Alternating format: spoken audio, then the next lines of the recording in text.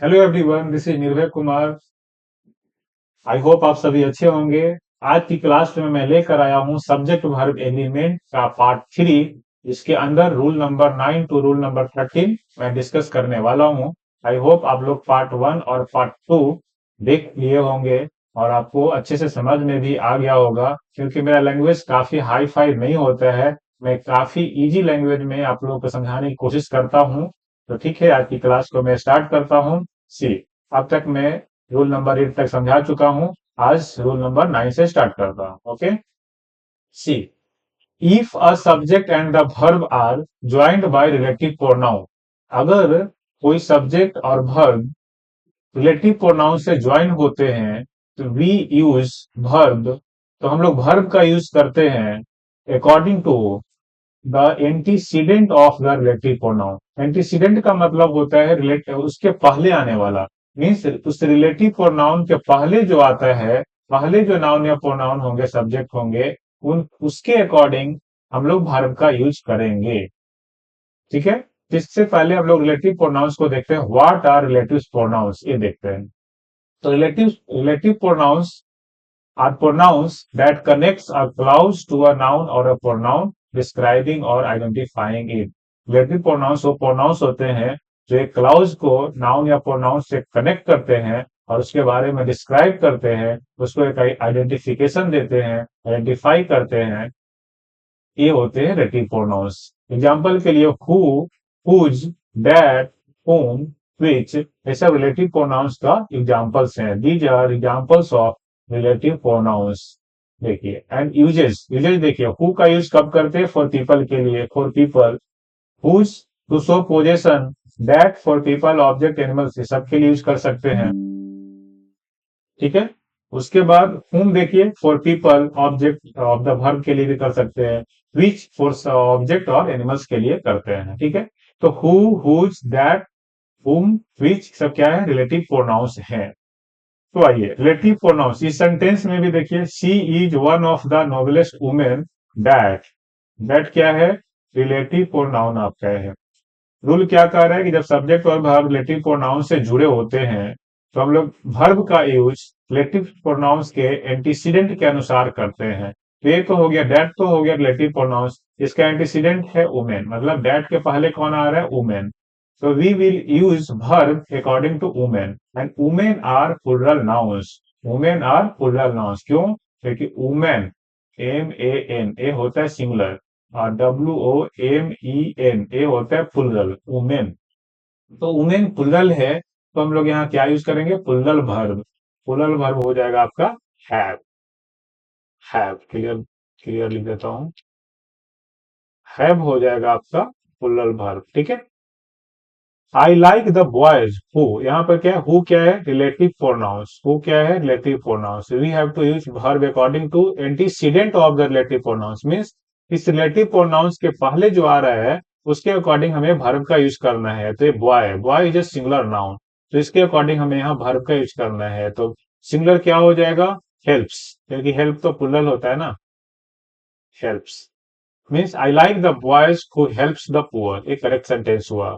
Okay, next rule number 9 हो गया। Rule number 10 देखिए, each, every, everyone, someone, somebody, nobody, none, one, any, many, a, more than one.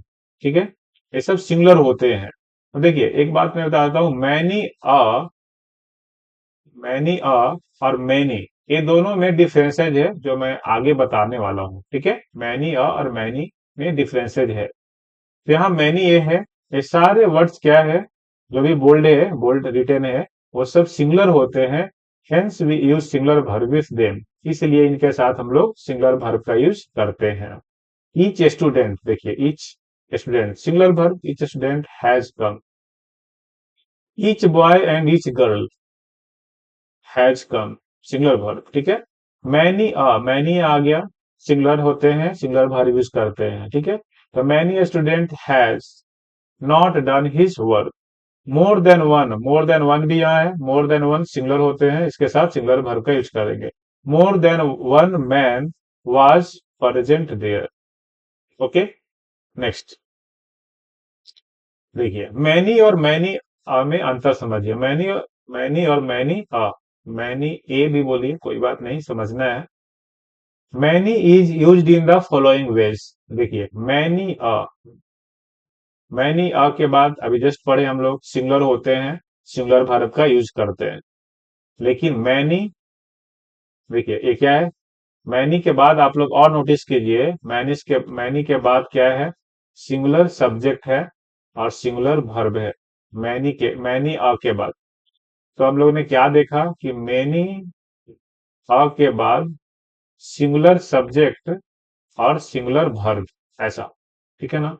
अभी man के जगह पर कोई भी वर्ड आ सकता है, टेंशन नहीं लेना, इसीलिए मैं लिख दिया मैनी के बाद सिंगुलर सब्जेक्ट और सिंगुलर वर्ब का यूज होगा, ठीक है।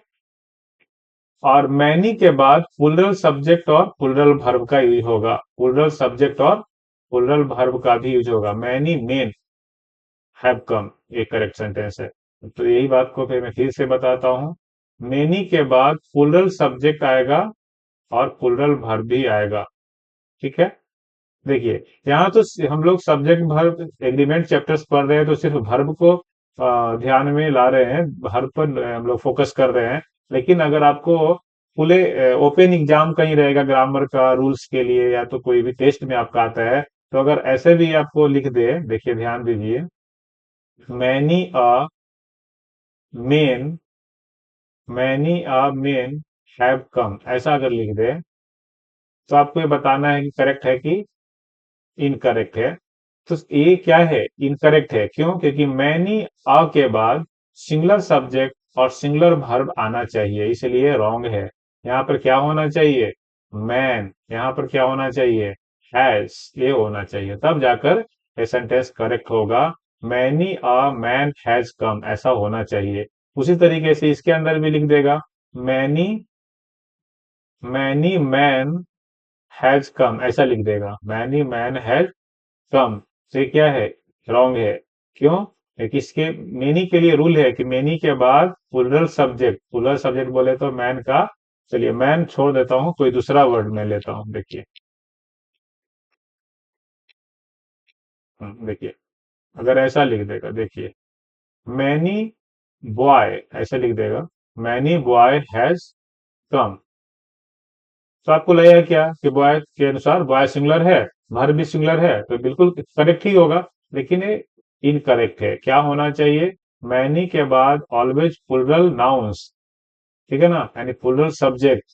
तो क्या लिखेंगे, मैनी बॉयज हैव कम, ये आपका करेक्ट सेंटेंस हो जाएगा, ठीक है।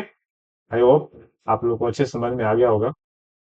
Next, rule number 11, if of is used, if of is used, each, every, one means each of, every of, one of, ऐसा रहे, the nouns or pronouns that comes immediately after of, तो noun या pronouns जो of के तुरंत बाद आता है, will be plural in form, but the verb that comes in the latter part of the sentence will be singular in form. कहने का मतलब क्या है कि each of, every of, one of के बाद कोई भी अगर नाउन या प्रोनाउन आएगा, वो प्लुरल फॉर्म्स में होगा। अब उसके बाद जो वर्ब आएगा वो सिंगुलर होगा। बहुत ही इंटरेस्टिंग है। वन ऑफ द बॉयज, अगर यहाँ कोई बॉय लिखता है तो रॉन्ग है, करेक्ट नहीं है। वन ऑफ, क्योंकि रूल क्या है, one of, each of, every of के बाद आने वाले नाउन या प्रोनाउन प्लुरल्स होंगे, लेकिन वर्ब सिंगुलर होंगे। क्यों? देखिए वर्ब क्या होगा, सिंगुलर, तो क्या यूज करेंगे, हैज। अगर कोई हैव कर दिया तो गलत हो जाएगा। एक और एग्जांपल है, वन ऑफ देम, देखिए यहाँ सिंगुलर नाउन आया, सॉरी यहाँ पे प्लुरल नाउन आया और सिंगुलर वर्ब आया। देखिए वन ऑफ के बाद क्या आया, प्लुरल नाउन आया और सिंगुलर वर्ब आया। यहाँ पर देखिए प्लुरल प्रोनाउन है, प्लुरल प्रोनाउन आ रहा है, लेकिन वर्ब कैसा होगा, singular, one of them has done his work, यही इसका मीनिंग है। Each of, every of, one of के बाद आने वाले नाउन या प्रोनाउंस प्लुरल होंगे, लेकिन उसके लेटर पार्ट में जो वर्ब आएगा वो सिंगुलर होगा। क्लियर हो गया होगा। Next, if each is used after plural noun, और प्लुरल प्रोनाउंस, अगर ईच का प्रयोग प्लुरल नाउन या प्लुरल प्रोनाउंस के बाद किया जाता है, we plural verb is use, we use plural verb. Each, each का यूज अगर प्लुरल नाउन या प्लुरल प्रोनाउन के बाद यूज होता है, देखिए ये क्या है, प्लुरल प्रोनाउन है, वी क्या है, प्लुरल प्रोनाउन है। प्लुरल प्रोनाउन के बाद ईच का यूज हो रहा है, प्लुरल नाउन्स के बाद जो अगर ईच का यूज होगा तो हम लोग प्लुरल वर्ब का यूज करेंगे। प्लुरल वर्ब बोले तो हैव हमारा यहाँ पे प्लुरल वर्ब है। We each have a duty towards our nation. Okay, तो ईच का यूज समझ में आ गया होगा। Next, rule number 13।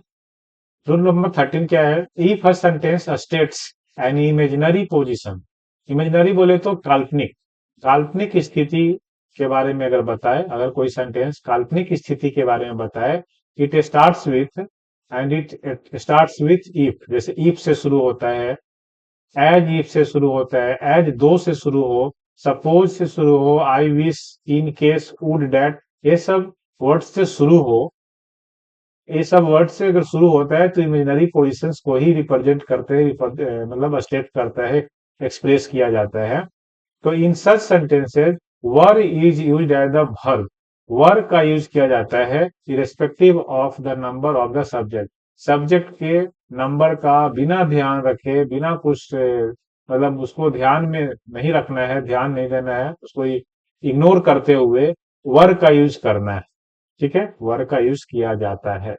देखिए, आई विश है ना यहाँ पर, आई विश, आई विश के बाद आई आया। अब देखिए, आई के अकॉर्डिंग कहीं भी हम लोग वाज का यूज करते हैं, कहीं भी आई वाज करते हैं, अगर वाज वर ऑप्शन रहे तो वाज करते करेंगे।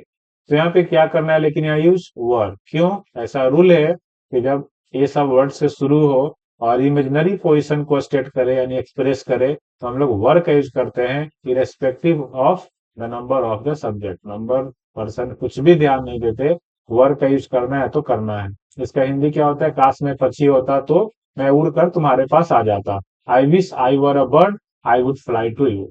ओके, ये इमेजिनरी है, ना तो वो पक्षी बनेगा ना उसके पास उड़कर जाएगा, इसलिए ऐसे सेंटेंस को इमेजिनरी पोजिशंस में कहा जाता है। ठीक है, एक और है इफ ही, इफ से स्टार्ट हो गया, ठीक है, इमेजिनरी पोजिशन ही है, तो ही के साथ ऐसे वाज होता है, लेकिन he were is the correct. If he were rich he would help others, अगर वो अमीर होता तो दूसरों की मदद करता। तो रूल नंबर 9 से लेकर रूल नंबर 13 तक हो गया आज की क्लास में। आज की क्लास को मैं इतना ही रखता हूँ। Thank you very much, have a nice day. Okay.